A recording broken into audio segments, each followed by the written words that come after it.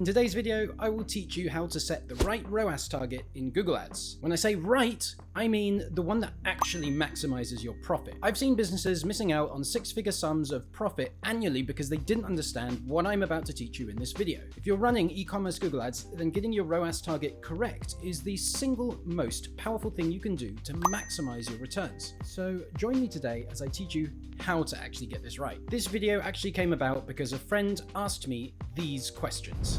I was wondering what the typical ROAS for your e-commerce clients is, tracked or also actual ROAS based on real revenue. My client's target is 480% ROAS based on actual revenue and advertising cost. That equates to over 300% tracked ROAS. I find that quite high.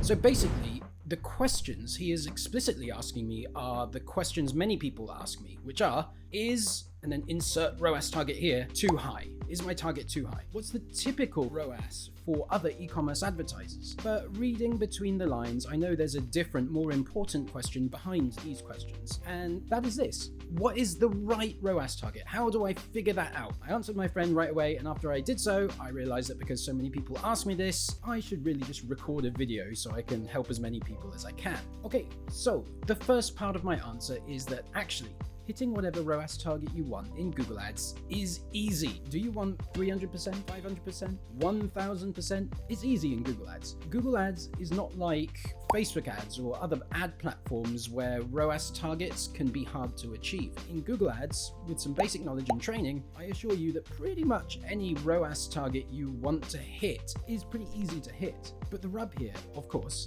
there's a catch, right, is that the higher your ROAS goes, the lower your total clicks and conversion volume goes. So while hitting a sky-high return on ad spend is actually fairly easy to do in Google Ads, I usually wouldn't recommend doing it. Doing so will limit you from so many potential clicks and sales that you will make less money overall. The reason hitting any ROAS target in Google Ads is easy is because the system responds very logically to your change in cost per click bids. Do you want a 10% higher return on ad spend? Well, reduce your cost per click bids by about 10%. Do you want a 10% lower return on ad spend? Okay, well, increase your cost per click bids by about 10%. You get the picture. It's not always a direct relationship where ROAS increases by the exact same percentage that you changed your bids by, but it's not a million miles away. Even when running a target ROAS bid strategy, Google still charges you per click. All that the bid strategy is doing is deciding how much to pay per click to hit that return on ad spend goal that you give it. So when you increase your target ROAS while using a target ROAS bid strategy, Google responds by decreasing your cost per click bid. This in turn makes you show up less often and get less clicks, but it is effective in increasing your return on ad spend. So given that hitting any return on ad spend target you want is easy in Google Ads, but the higher your ROAS target goes, the lower your clicks and sales volume goes. You should absolutely not just be aiming for the highest ROAS you can achieve. Doing so will actually make you less money. Instead, you should do a simple test to see which ROAS target gets you the most profit. I'll teach you how to do this test in just a bit. First, let's come back to this question of what is the average target ROAS for e-commerce advertisers. When talking about the average ROAS for e-commerce, I want to tell you that while I will answer this question for you based on my experience, you should also know that the answer is totally meaningless in that it does not affect your business. Like when figuring out the ROAS target for your business, it really doesn't matter what ROAS targets other people are running. The only thing that matters is your own business, its profit margins, and other related circumstances. And also, while I can give you an average, the variance is really wide. Okay, with that caveat out of the way, I would say that a lot of my clients will typically be somewhere between 300 to 500% in terms of their blended account average return on ad spend. But we have some clients above 1000%, and we have some clients that are deliberately losing money and running it at below 200% return on ad spend because of factors like them making significantly higher LTV or them wanting to essentially invest in buying the market and getting the branding benefits of always being up top. It's really a range, as I say, and to figure out the right ROAS target for you, you need to do this. 1. calculate your break-even ROAS. 2, understand the ROAS sweet spot. And 3, do sweet spot testing. Let's break down each of these steps for you so you know exactly how to do it. The first step is to understand at what point you break even, so that you know what your baseline is, what you need to stay above in order to maintain profitability. It's actually a really simple calculation, but first you have to know your gross profit margin as a percentage. So what you do is you do 1 divided by your gross profit margin percentage. So let's say your gross profit margin is 40%, meaning that if you sell $100 worth of goods, you're making $40 back in terms of gross profit. So to calculate the break-even point, we take that 40% and we turn it into a decimal point number, so divide it by 100, so 40% turns into 0.4. Once we have that number, we whip out our calculator and we do 1 divided by 0.4, and then we get 2.5. So this means we break even at 2.5x ROAS, otherwise known as 250% return on ad spend. As we go ahead and try to figure out the best return on ad spend for profit maximization, we need to keep in mind that whatever it is, it must be above this number. Once we have our break-even point, we can now know the first place on the profit curve. Here's a look at the curve. So what we've got going on here is the green line represents your gross profit level. As you increase the return on ad spend target in Google Ads, up to a point, it does increase the amount of money you take home at the end of the day. But remember that trade-off. As the ROAS target gets higher, the number of sales decreases. There is a point of no return.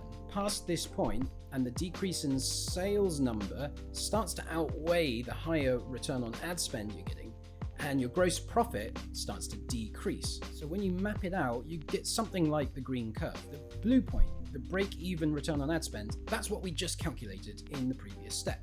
Now we know we need to stay above this point. That's the only thing we can know before we start our testing process. The yellow point is what I call the ROAS sweet spot. It's the exact ROAS target where you maximize your overall profit. If you are somewhere between the blue and yellow spot, then raising your ROAS target results in an increase in gross profit. Yay! It does also result in lower revenue.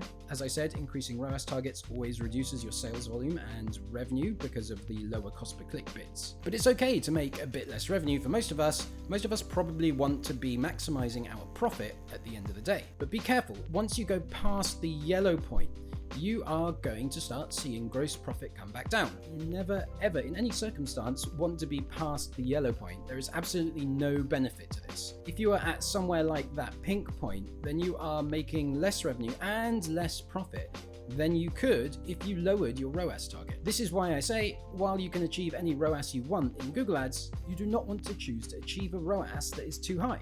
You will absolutely make less money overall than if you had chosen a return on ad spend target that was lower. So what's the right return on ad spend to be at? For most of us, it's going to be that yellow ROAS sweet spot on the curve. But how do we figure that out? To do that, we need to do sweet spot testing. Before I dive into sweet spot testing, let me just take a minute to tell you about my fully done for you Google Ads management service. If you need help building and managing high-performing Google Ads campaigns for your business, then click the link in the description below this video. Click on that and head over to my site where you will be able to book a free strategy session with either myself or my team director Lee. Working with me and my team means we'll be able to implement the exact same profit boosting strategies that we used for this client and for this client. So if you need help achieving results like this and you want to find out more about my managed service, book a call and get in touch. Okay, let's get back to our regular programming. All right, now that we know we want to be on the yellow ROAS sweet spot, let's talk about how to get there. Unfortunately, because it's dependent on market forces like competitor activity and fluctuating prices of